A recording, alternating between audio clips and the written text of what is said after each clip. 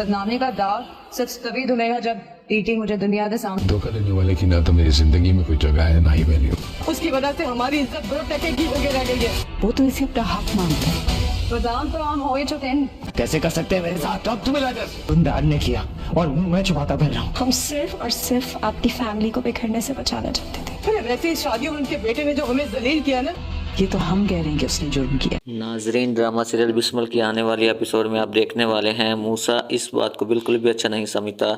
इसके बाप ने दूसरी शादी की है। तो अपनी माँ रेहाम के पास आता है, उसे कहता है जुर्म हमारे बाप ने किया और मुझे छुपाना पड़ रहा है। रेहाम अपने बेटे को जवाब देती है, ऐसा तुम समझते हो तो वकील साहब ने कोई जुर्म किया है, लेकिन वकील साहब की नज़र में यह जुर्म नहीं है। और मासूमा बहुत बड़ी चाल चल चुकी है। उन्होंने तो वकील साहब के साथ जाने के लिए इनकार कर दिया होता है और मासूमा की माँ भी ये बात नहीं जानती होती। तो वकील साहब के वहाँ से चले जाने के बाद मासूमा की माँ उसे समझाने की कोशिश करेगी, तुमने बहुत बड़ी बेवकूफ़ी कर दी है, तुम्हें तो वकील साहब के साथ चले जाना चाहिए था। और जो कुछ मूसा ने हमारे साथ कर दिया है, इसके बाद हम काफ़ी ज़्यादा बदनाम हो चुके हैं।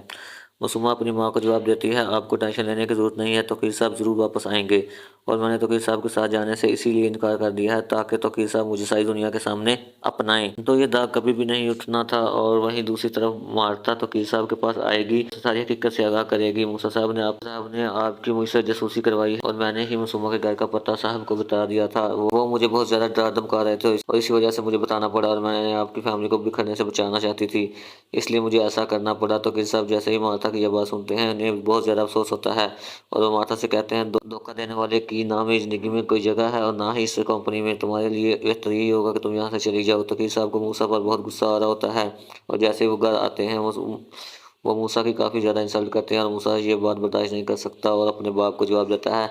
तो वकील साहब को गुस्सा आ जाता है और तो वकील साहब कहता है, मैं तुम्हारा बाप हूँ, मैं जैसे चाहे तुमसे बात कर सकता हूँ।